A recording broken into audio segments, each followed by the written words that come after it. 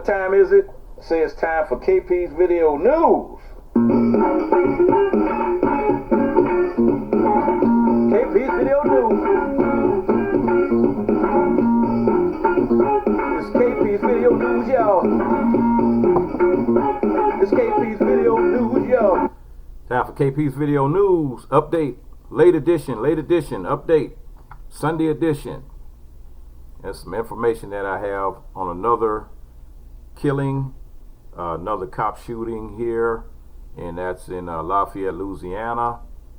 And outrage is growing over the killing of Trayford Pellerin as he walked away from the police. And the sister of 31-year-old black man killed by Lafayette, Louisiana police in the hail of gunfire as he was walking away, vowed this weekend to get justice for her loved one.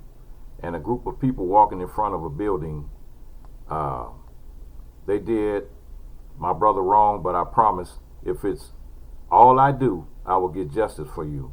Brother, I love you so much, and I'm so angry and sad that you're gone, which is Trayford Pellerin wrote on Facebook of her brother Trayford Pellerin, who died Friday right outside a Shell gas station in Lafayette, Louisiana.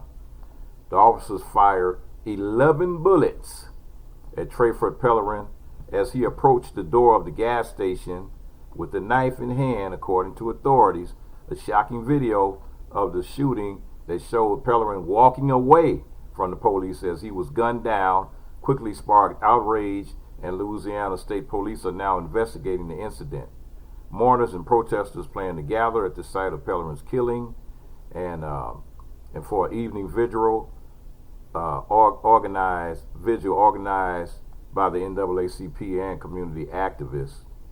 And police said they encountered Pellerin in the parking lot of a Circle K gas station in Lafayette while responding to a report of a disturbance involving a knife-wielding man around 8 p.m. Friday. He left the parking lot when cops attempted to arrest him, instead walking about half a mile from the Circle K gas station to the Shell gas station. Police said about a half a mile, it's about 4 blocks. Witnesses, Rikasha Montgomery, who filmed the shooting, said she saw Pellerin get tased by police, then continued walking with what she thought was a knife in his hand. She said he was surrounded by 6 officers with guns drawn on him, and he was shot and killed as he reached the door of the Shell gas station, walking away from the police. Said, when I heard the shots, I couldn't hold my phone like I was first filming, she stated. She felt scared about it. She was traumatized, and you're so used to hearing about this, but I never thought I would experience it. At least one cop fired his gun, and all of the officers involved have been placed on administrative leave, police said. And in a Saturday statement, the ACLU decried the shooting, which is the third involving an on-duty Lafayette Police Department in the past 5 weeks. This is the third person killed by the Lafayette Police Department in the past 5 weeks. Once again, video footage has captured a horrific and deadly incident of police violence against a black person who was brutally killed in front of our eyes. Alana Herbert, the executive director of the ACLU of Louisiana, said in a statement, "While we need to know much more about what occurred last night, we know that it began with a routine disturbance call, and a cell phone video from a scene clearly shows Mr. Pellerin moving away, not toward police officers, only to be tased and then brutally shot dead. Trayford Pellerin should be alive today. Instead, a family is mourning and the community is grieving." Pellerin's family is working with civil rights attorney Ben Crump. Let me try the light right quick. Okay, that's a little better. With Ben Crump, who has represented the families of several high-profile victims of police brutality, including George Floyd and Breonna Taylor. We stand with Trayford's family in demanding justice and transparency into the reckless shooting and tragic killing of this man, Crump said in a statement. We refuse to let this case resolve like so many others, quietly and without answers and justice. And got a tip, and you can send it in. You can send it in to the Lafayette Police Department, or you can send it in to the NAACP of Lafayette, Louisiana. You can send it in to the ACLU of Lafayette, Louisiana. Or if you got any tips, if you got any videos or anything on that level, you can send it to Mr. Crump over there, Ben Crump, the lawyer, the attorney Ben Crump, and they would gratefully accept that particular information. And that's another black man shot down, gunned down. Even though they say he did have a knife in his hand. However, he was walking away from the police when they shot him in the back 11 times and killed him. 11 shots were fired. So I can't exactly tell you, say if 11 shots hit him, but 11 shots were fired. And all the cops are on administrative leave right now. So, on to the next story. Are you a member of the media? And this is a leaked USPS Postal Service memo tells employees not to speak to journalists in order to protect its brand. And Motherboard reported on 2 memos Thursday that told USPS employees not to speak to members of the press.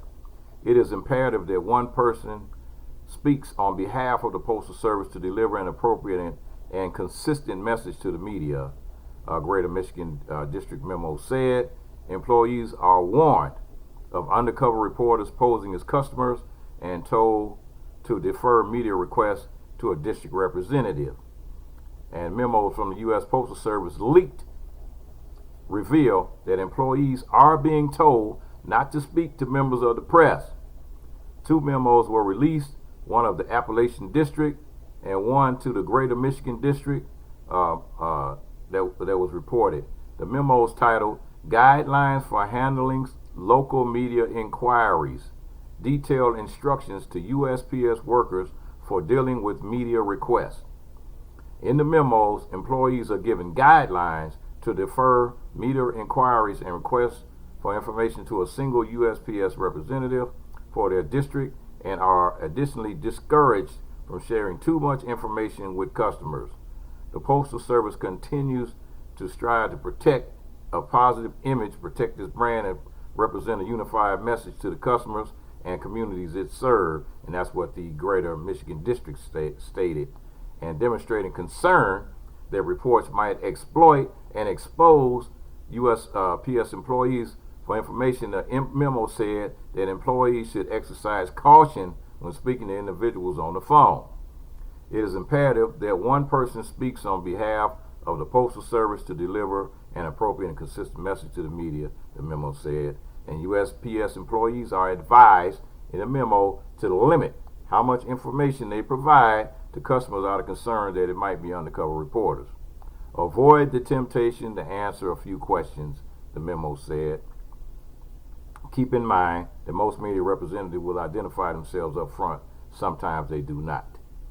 While the memo warns USPS employees of reporters disguised as customers, the practice of misrepresenting oneself to gather information is widely considered unethical in journalism.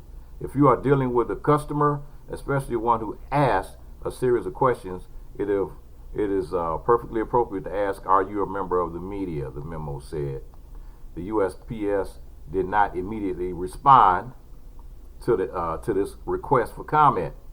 The most recent move from the Postal Service comes during the controversy surrounding cuts to operational services by Postmaster General Louis DeJoy. Changes in recent weeks have included such cost-cutting measures as removing hundreds of mail sorting machines and mailboxes throughout the United States.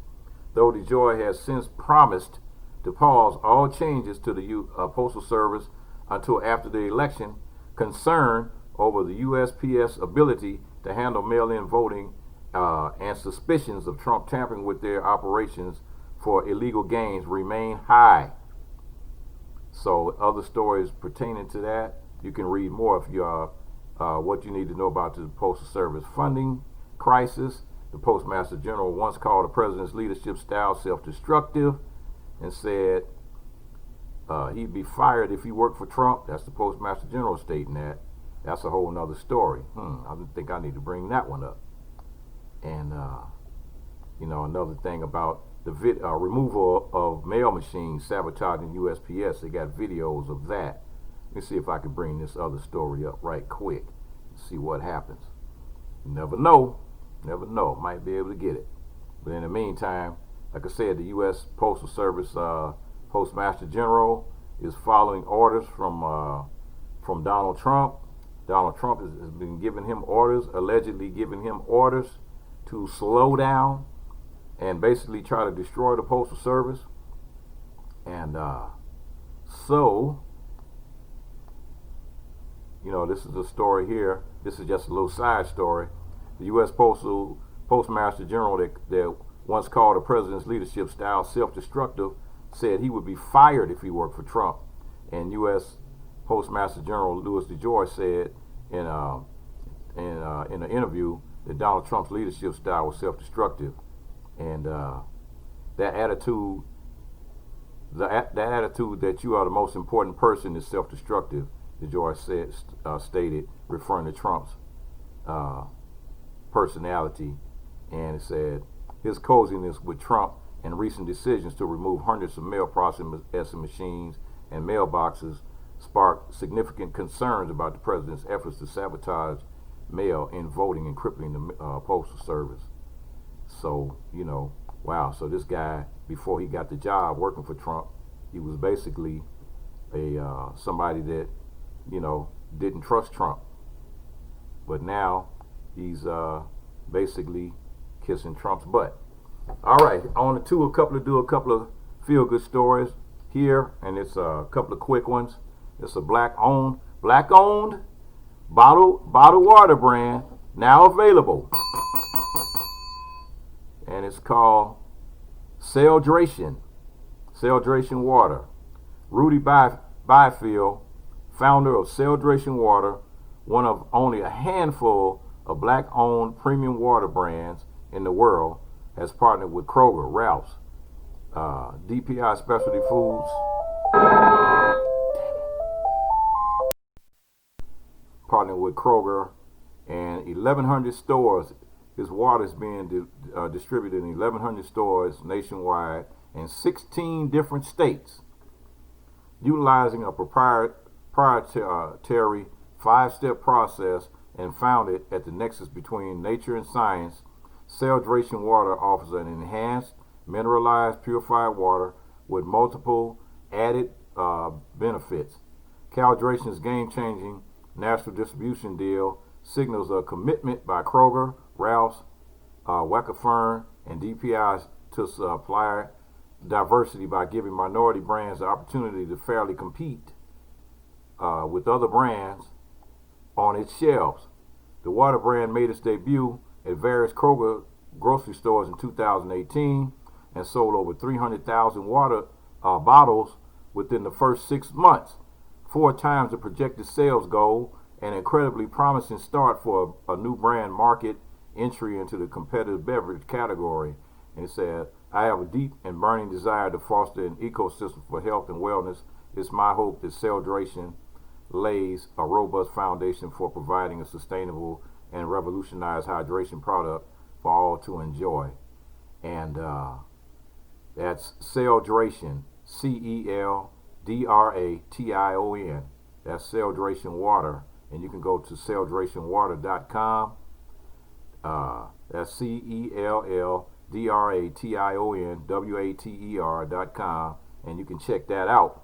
And I'm gonna check it out and see if they offer that water in my area.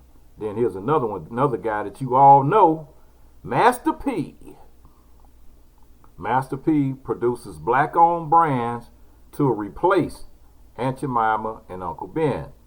So rap mogul and entrepreneur Master P has introduced a new line of black-owned products to directly compete with Aunt Jemima's pancake syrup and Uncle Ben's rice products. His products include Uncle P's original syrup Uncle P's buttermilk pancake and waffle mix, and Uncle P's Louisiana seasoned rice. The products are already available in many stores in Texas and Louisiana, and distribution will continue to expand across the United States. When you look at Aunt Jemima, you don't, and you look at Uncle Ben, we don't own those products, and we never did. Master P said in an interview, and said we need to understand that we're not going to be able to put money back in our community because we don't own those brands. Our grandparents have been having us buy those products because they thought it was people that look like us that own the products, that own the companies. And to change the narrative, it starts with education and ownership. And why not buy from us when we are going to buy these products anyway? I'm using the same blueprint that I use in the music business to take over the food industry with Uncle P's rice, Uncle P's grits, Uncle P's oatmeal, Uncle P's pancake mix, Uncle P's syrup, and we're flooding the grocery stores with great tasting quality products owned by us. And Master P is known as the founder of No Limit Records, which he sold over 100 million records in the late 90s and early 2000s. In addition to his new line of food products, Master P also owns numerous other brands, including wrap snacks and an apparel and shoe collection called Maniati. Okay, so Master P got his own pancake mix and rice, rice, grits, oatmeal, and I'm gonna try to find his products too. And so you can find more about his products at uncleprice.com. That's UNCLEPRICE.com. So that's Master P over there selling. You know, they took Uncle Ben and they took Aunt Jemima's products off the shelf. So why not replace it with a real product that's owned by real black people?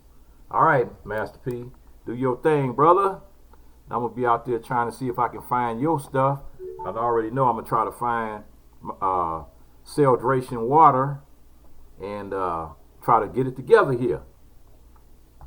What time is it? Say it's time for KP's Video News. It's time to support black-owned businesses. KP's Video News. KP Video. It's KP's Video News, y'all. That's right.